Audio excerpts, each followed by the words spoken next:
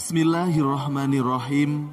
Assalamualaikum warahmatullahi wabarakatuh. Sahabat rahasia kolbu rahimakumullah. Salat merupakan hal wajib yang harus dilaksanakan karena akan menjadi salah satu faktor dalam penimbangan amalan. Apakah orang tersebut akan masuk neraka atau surga? Salat adalah amalan pertama yang akan dihisab atau ditimbang di hari kiamat nanti.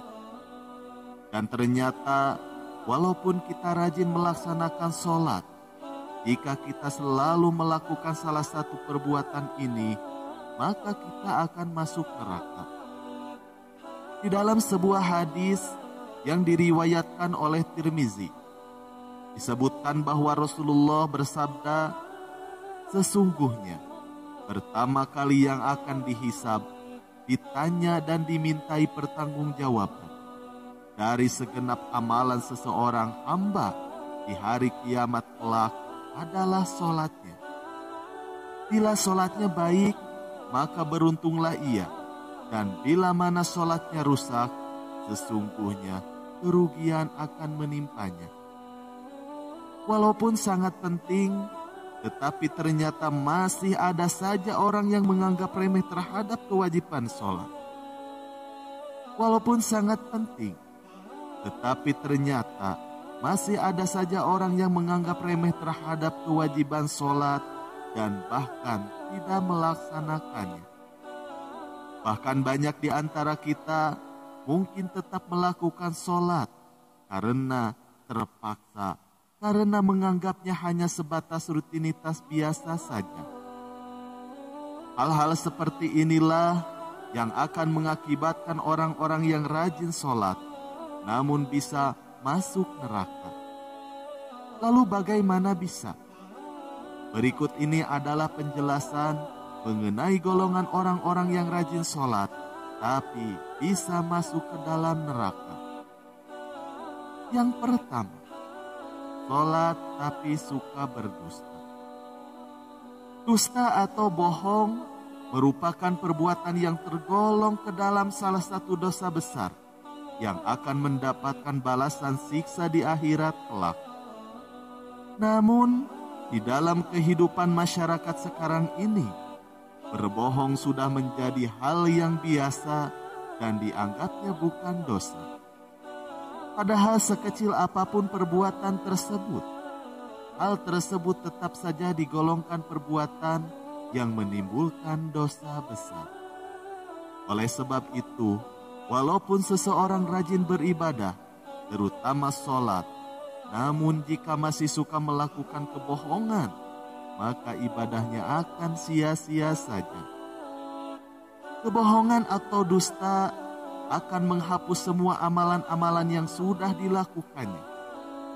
Lalu, jika seseorang tersebut meninggal di dalam keadaan belum bertaubat terhadap dosanya tersebut, maka ia akan dimasukkan ke dalam neraka.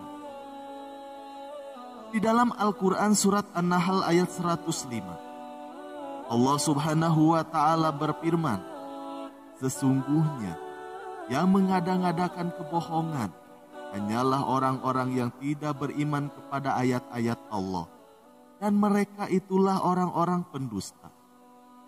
Kita semua tahu bahwa bohong merupakan salah satu ciri dari orang munafik. Untuk itu, kita disarankan untuk menjauhi tindakan dusta tersebut. Lalu yang kedua, sholat tapi minum minuman keras. Semua minuman yang dapat memabukkan, apapun itu jenisnya, semua itu digolongkan ke dalam minuman yang diharamkan. Sebagian orang muslim mungkin ada yang melakukannya, baik itu sadar maupun tidak sadar.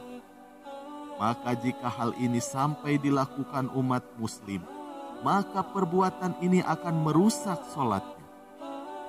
Rasulullah Shallallahu Alaihi Wasallam pernah berkata bahwa minuman keras adalah induk dari segala macam kejahatan.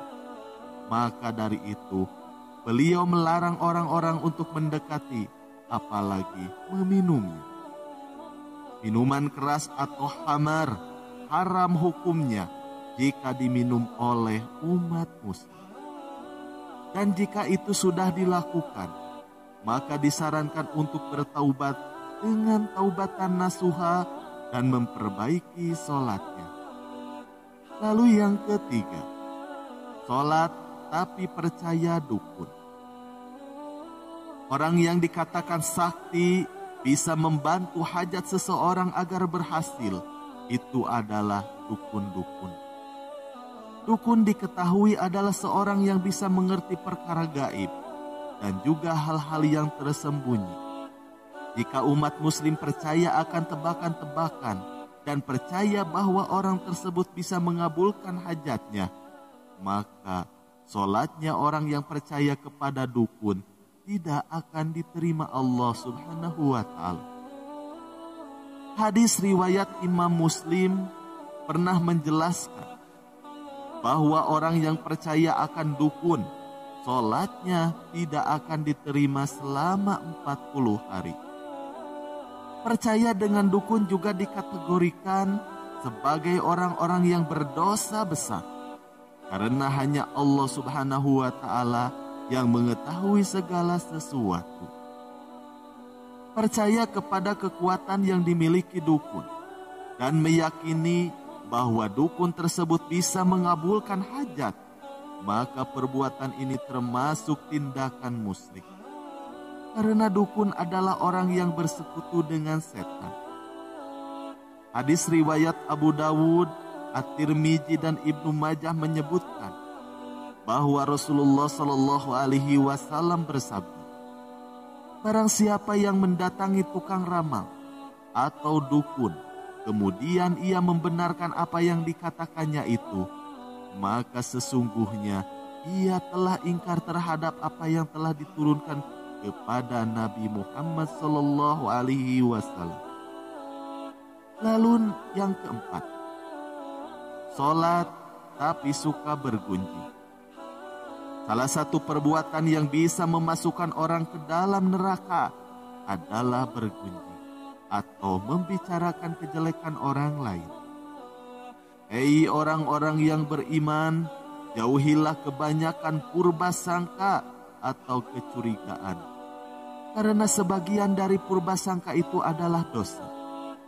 Dan janganlah mencari-cari keburukan orang, dan janganlah menggunjingkan satu sama lain. Adakah seorang di antara kamu yang suka memakan daging saudaranya yang sudah mati? Maka tentulah kamu merasa jijik kepadanya. Dan bertakwalah kepada Allah, sesungguhnya Allah Maha Penerima Taubat lagi Maha Penyayang. Quran Surat Al-Hujurat ayat 12. Lalu yang kelima, sholat tapi mengabaikan anak yatim. Umat muslim yang mengabaikan anak yatim, mereka termasuk golongan orang yang mendustakan agama dan bisa dimasukkan ke dalam neraka.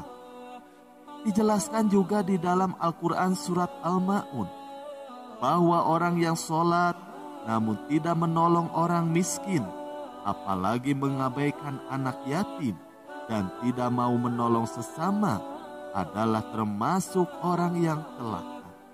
Wallahu a'lam bishawab. Itulah 5 golongan orang yang rajin sholat namun bisa masuk neraka. Namun yang perlu kita ingat adalah bahwa yang sholat saja bisa masuk neraka, bagaimana dengan yang tidak melaksanakan sholat?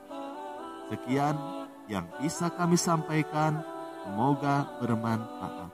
Wassalamualaikum warahmatullahi wabarakatuh.